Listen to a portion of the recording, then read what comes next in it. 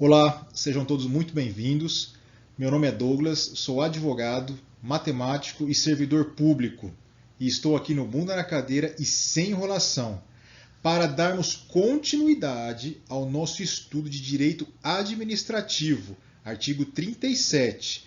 E hoje nós vamos começar a partir do inciso 15 e vamos até o inciso 17 do artigo 37 da Constituição Federal de 88.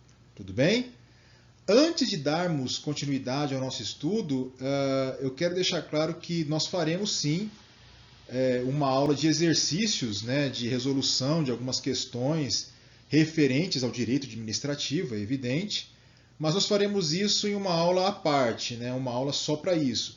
Visto que o direito administrativo é muito extenso, é muito longo o assunto e requer uma aula de questões, de resolução de exercícios, enfim.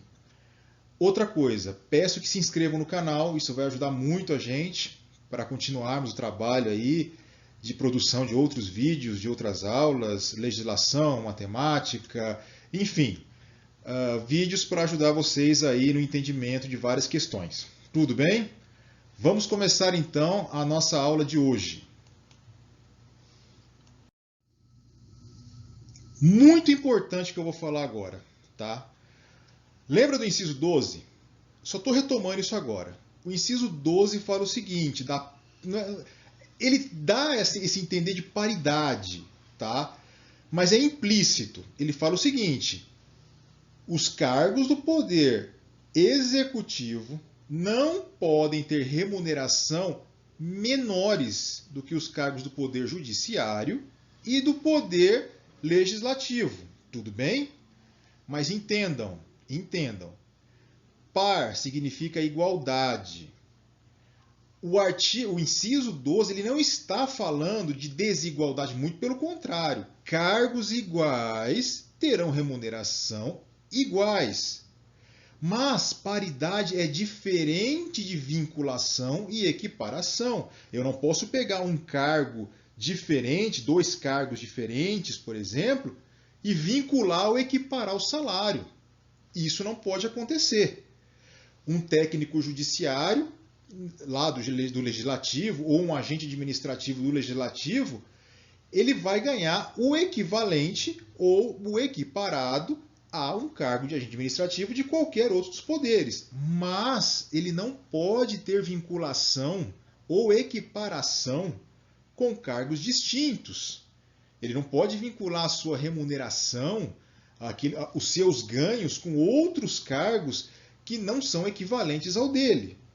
Estou lembrando isso porque tem alguma coisa a ver aqui com o nosso estudo de hoje, tudo bem? No prolongamento do nosso estudo de hoje, a gente vai falar sobre muita coisa e vale a pena lembrar desse artigo 12. Voltem lá e leiam o artigo, tudo bem? Eu falo dele também na aula anterior. Continuando aqui. Inciso 15 do artigo 37. O subsídio e os vencimentos dos ocupantes de cargos e empregos públicos são irredutíveis. Lembra da aula passada que eu falei que a parte boa do servidor público é que ele não pode ter o salário reduzido? E isso é lei, é uma ordem constitucional? Essa é a parte boa, mas tem uma parte ruinzinha aí, tá? Existem as exceções.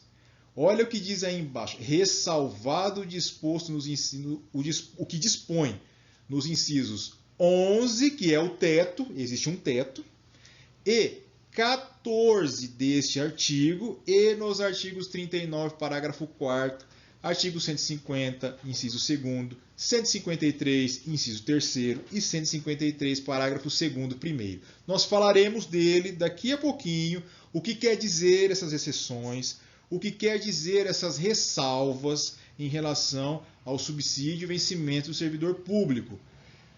São as únicas exceções onde a remuneração pode ser reduzida, mas tem aí uma explicação em relação a isso. Na prática, em tese, é irredutível. Não pode ir para baixo, pode ir para cima. Pode ir para cima, mas para baixo não. E ele também pode ficar congelado. mas ele não pode ser reduzido. Tudo bem? Então, segundo o inciso 15, que acabamos de ler, é proibida, é vedada a redução do salário. Mas olha a ressalva aí. Tem a ressalva, artigo 39, artigo 150, artigo 153, que chegaremos lá. Essas são as ressalvas. Tudo bem? Continuando. Artigo 39. O artigo 39 eu coloquei aí, mas ele será objeto do nosso estudo lá na frente. Tudo bem? Só vou dar aqui um parecer geral do que diz o 39, mas ele vai ser estudado um pouco mais na frente. A União, os Estados, o Distrito Federal e os municípios instituirão, no âmbito de sua competência, regime jurídico único e plano de carreira para os servidores da administração pública direta. Tem um estatuto que rege o servidor público. Isso eu já falei nas aulas anteriores. Ele não é regido pela CLT. Tem um plano de carreira também. Alguns cargos têm plano de carreira. Tudo bem? Parágrafo 4º. O membro de poder, o detentor de mandato eletivo, os ministros de Estado e os secretários estaduais e municipais são remunerados exclusivamente por subsídios fixados em parcela única, vedado o acréscimo de qualquer gratificação adicional, abono, prêmio, verba de representação ou outras espécies remuneratórias, obedecido em qualquer caso o disposto no artigo 37, 10 e 11 das autarquias e das fundações públicas. Dando um resumão nisso daqui. Ele está disciplinando o Estatuto do Servidor Público, está disciplinando que tem que ter um plano de carreira e que tem que ser pago a remuneração em parcela única, coisa que eu falei também em aulas anteriores, tudo bem? E tem que obedecer o teto. Teto municipal, teto estadual e teto federal. Mas nós entraremos no 39 mais para frente, numa aula mais adiante. Isso aqui é só para deixar ciente o que diz o 39. Não esquecer. Artigo 37, inciso 10. Remuneração dos servidores públicos e os subsídios somente poderão ser fixados ou alterados por lei específica. Remuneração de servidor público não pode ser reduzida, só pode ser alterada para cima e ainda assim sob lei específica. Tudo que envolve o servidor público tem que estar disciplinado em lei. É o que diz a Constituição Federal. Outra coisa para não esquecer, artigo 37, inciso 11. Existe um teto salarial, um teto remuneratório, um teto pecuniário para o servidor público. Servidor não ganha o que quer. Servidor não ganha milhões. Ele tem um teto. Tem o teto federal, o teto estadual e o teto municipal. Também já tivemos uma aula disso na aula anterior em relação ao teto remuneratório do servidor público. Tudo bem? Vamos lá ao artigo 150, parágrafo 3º, que são as exceções sobre a redução do salário ou da remuneração ou do subsídio do servidor público. Sem prejuízo de outras garantias asseguradas ao contribuinte, é vedado, ou seja, é proibido à União, aos Estados, ao Distrito Federal e aos municípios. Inciso 2º. Instituir tratamento desigual entre contribuintes que se encontrem em situação equivalente. Proibida qualquer distinção em razão de ocupação profissional ou função por eles exercida, independentemente de denominação jurídica dos rendimentos, títulos ou direitos. Gente, aqui está falando de tributação, tudo bem? É uma exceção à regra na redução, na diminuição da remuneração do servidor público. Quando estamos falando de tributação, essa exceção é possível. Ou seja, a União, o Estado e o Distrito Federal, o município, podem tributar, podem aplicar tributos. Não é verdade? Só que o que está falando aí? Não pode haver distinção, não pode haver tratamento desigual entre os contribuintes que se encontrem na mesma situação. Situações equivalentes, tratamentos equivalentes. Situações iguais, tratamentos iguais. Situações diferentes, tratamentos diferentes em relação ao contribuinte, a tributação. Ok? Olha só, independentemente da denominação jurídica dos rendimentos, títulos ou direitos. É o que diz o artigo 150, terceiro. Não vamos nos aprofundar nele, eu só estou passando aqui, como nós falamos das ressalvas, né? Eu só estou citando a ressalva.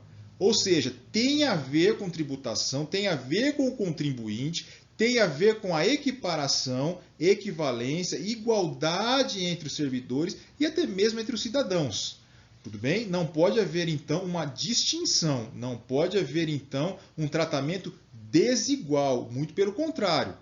Tem que ser um tratamento igualitário. Continuando aqui, ainda no 153. Compete à União instituir imposto sobre, estamos falando de tributação, imposto. Imposto sobre renda e proventos de qualquer natureza. Lembra do imposto de renda que todos nós pagamos, e pagamos muito imposto nesse país, na verdade? São 5 meses de trabalho só para pagar imposto, mas isso é outra história, isso é outro caso. Olha só, a União pode instituir, então, imposto sobre rendas e proventos de qualquer natureza. E isso impacta certamente nos ganhos de todos, não só do servidor público, mas impacta nos ganhos de todos. Tudo bem? Continuando no parágrafo 2º, o imposto previsto no inciso 3, ou seja, no inciso anterior, será informado pelos critérios da generalidade, da universalidade e da progressividade na forma da lei. Aqui está disciplinando apenas que será informado por tais critérios. Generalidade, coisa ampla. Né? O imposto previsto será de forma ampla, universal para todos e progressivo caso o seja. E isso tudo, como sempre, na forma da lei. É necessário uma lei para fazer tudo isso. Repito, não será aprofundado isso aqui, mas é para vocês saberem como funciona em relação à remuneração do servidor público, concernente à tributação aos impostos. Tudo bem? Inciso 16. Olha, esse aqui eu vou até fazer questão de falar com bastante ênfase, tá? Isso daqui é cobrado absurdamente. Prestem atenção. É vedada, é proibida a acumulação remunerada de cargos públicos, exceto quando houver compatibilidade de horários, observado em qualquer caso o disposto no inciso 11. O que diz o inciso 11? Insisto, leiam o inciso 11 várias vezes. O inciso 11 fala do teto remuneratório do servidor público. Servidor público tem teto remuneratório. Ele tem um salário, um teto ali para ganhar. Mais do que isso ele não ganha. Tudo bem? E veja bem, olha o 16 que está dizendo. A acumulação de cargos é proibida, mas tem exceções. Existem exceções. Quando houver compatibilidade de horários. Prosseguindo nisso. Retomando o 16, de novo, é importantíssimo, faço questão de frisar o 16. É vedada a acumulação remunerada de cargos públicos. Claro, estamos falando de concurso público, cargo público. Exceto quando houver compatibilidade de horário, observado o disposto no inciso 11, que é o teto. Mas quais cargos eu posso acumular autorizado pela Constituição? Olha o item A. a de 2 cargos de professores. Se você é professor municipal, estadual, federal, você pode acumular cargos de professor. E não importa se o professor dá aula no ensino fundamental, médio ou infantil. Basta que ele seja professor do município, do estado ou da federação. Aí ele pode acumular. Ele vai dar aula numa escola, em um horário, e o horário tem que ser compatível, e depois vai dar aula numa outra escola, num outro colégio. Então, num horário ele dá aula aqui e no outro ele vai dar aula aqui. Porque os horários são compatíveis. Ok? Ou seja, o primeiro cargo que pode ser acumulado é o de professor. Vamos ver agora, dar continuidade às outras situações. Olha a pega de concurso. Prestem atenção nisso. Professor com dedicação exclusiva pode acumular cargo federal e no município, por exemplo? É claro que não. Não há compatibilidade de horário. A Constituição é expressa quando ela diz lá nesse artigo que a gente está estudando que tem que haver uma compatibilidade de horário. Por quê? Porque ninguém, segundo a física, pode estar em 2 lugares ao mesmo tempo. Ou ele está aqui, ou ele está ali. Então, ele vai estar na escola municipal, num horário, e não pode, nesse mesmo horário, estar numa escola estadual ou federal, ou seja lá o que for, porque ele tem uma dedicação exclusiva numa determinada escola, num determinado cargo. Então, ele não pode acumular o cargo caso tenha dedicação exclusiva. Parece óbvio, né? Mas na hora do nervoso lá de responder alguma coisa, você acaba caindo. Tudo bem? Continuando. Olha o outro tipo de cumulatividade de cargos. A de um cargo de um professor, ou seja, ele é professor em algum lugar, com outro técnico ou científico, ou seja, ele é professor em um determinado local, em uma determinada escola, e numa outra situação, em um outro local, ele exerce a função técnica. Mas que função técnica é essa? Olha aí o esqueminha que eu preparei. Nível médio profissionalizante. O termo profissionalizante é uma palavra-chave que tem que ter carteira de registro como técnico, exemplo, técnico em enfermagem, técnico em contabilidade, técnico em administração, técnico em qualquer coisa. Ou seja, ele é professor no lugar. Nesse horário ele é professor, trabalha lá naquele horário bonitinho. Saiu daquele horário, ele vai exercer uma outra atividade profissional em cargo técnico. Tudo bem? Ou, olha lá em cima, científico. Qual é o outro cargo que pode ser caracterizado como científico? É qualquer um cujo grau de escolaridade seja o nível superior. Então, ele é professor em determinado lugar. Você quer ver um exemplo muito bom que acontece muito, sobretudo na área jurídica, isso acontece muito? O juiz, o magistrado. O magistrado, durante o dia, ele vai exercer a sua função de juiz, de magistrado. Vai lá nas audiências, fazer julgamento, fazer audiência de instrução e julgamento e tal. E durante a noite, ele dá aula em universidade.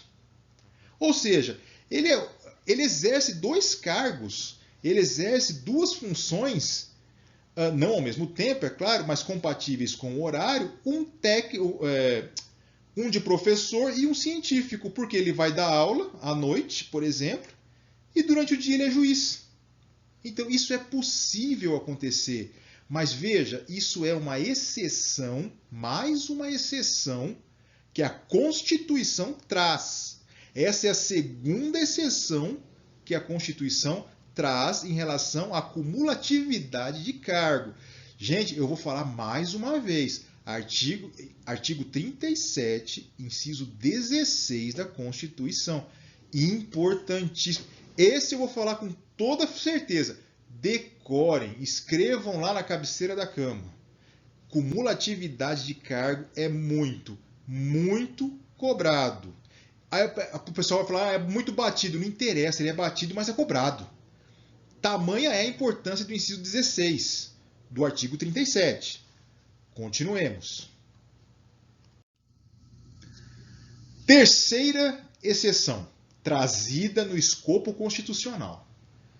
Cumulatividade de 2 cargos ou empregos privativos, gravem privativos, de profissionais de saúde, com profissões regulamentadas.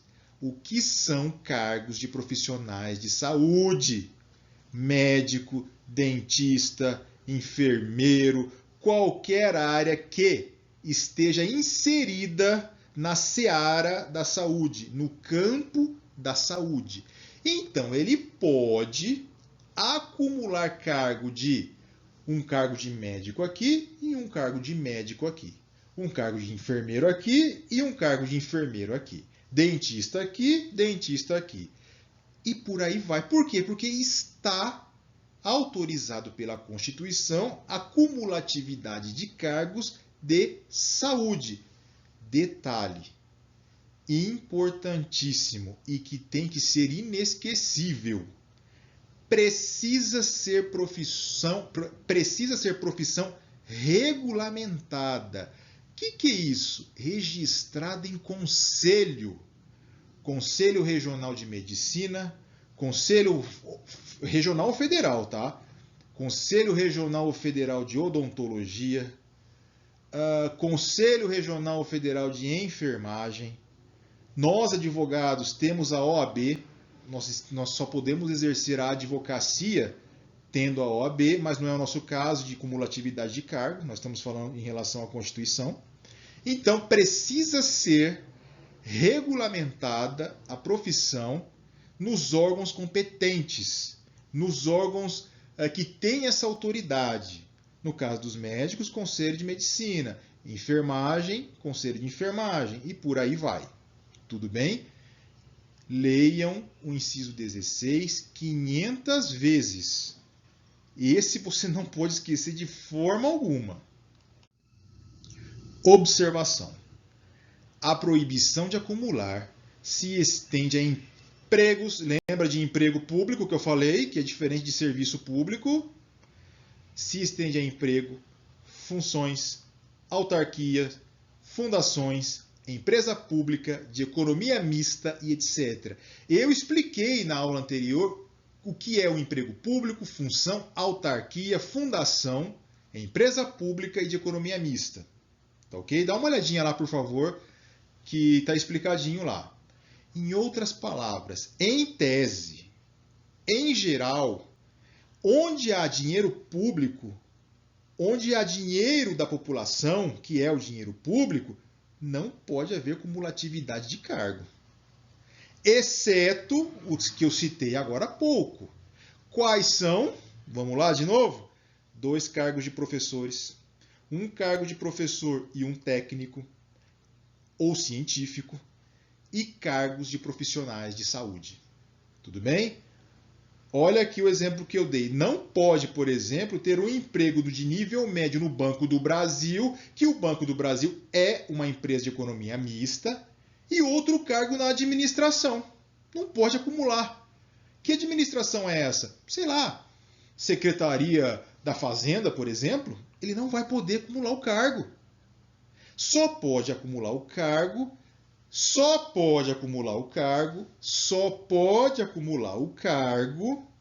olha a ênfase que eu estou dando, nas exceções previstas no inciso 16 do artigo 37. Tudo bem? Vamos continuar. Resumo. Preparei aqui um resumo. Olha o tempo que eu estou tomando com vocês só do inciso 16, tamanha é a importância desse inciso. Eu estou insistindo muito nele. Tudo bem? Estudem o inciso 16 com muita ira, com muita ênfase. Olha aqui o resumo. Compatibilidade de horário. Como é que eu posso acumular cargo na administração pública? 2 cargos de professores. Um cargo de professor mais um cargo técnico, nível médio profissionalizante. um de professor mais um científico e 2 cargos de profissionais da saúde. Tudo bem? Leiam com calma, dedique um tempo de vocês para ler o inciso 16 com bastante calma. Continuando. Bem, seguindo agora no inciso 17, o nosso último inciso de hoje. A proibição de acumular estende-se a empregos e funções e abrange autarquias, fundações, empresas públicas, sociedades de economia mista, suas subsidiárias e sociedades controladas direta ou indiretamente pelo poder público. Foi o que eu falei anteriormente. Onde há dinheiro público, onde há verba pública, não é possível fazer acumulatividade de cargos, exceto os cargos previstos, ou melhor, exceto as situações previstas expressamente no inciso 16 do artigo 37. Somente naquelas situações é que a Constituição autoriza a cumulatividade de cargos. Tudo bem? Então a proibição também se estende a tudo que está aí no inciso 17, onde há verba pública, onde há dinheiro público, onde há o peso do dinheiro público, não é possível haver acumulatividade de cargos. Entendam isso, decorem isso, gravem isso, é importantíssimo. Leiam com calma, leiam sem desespero, leiam devagar para entender, leiam quantas vezes forem necessárias. Tá ok?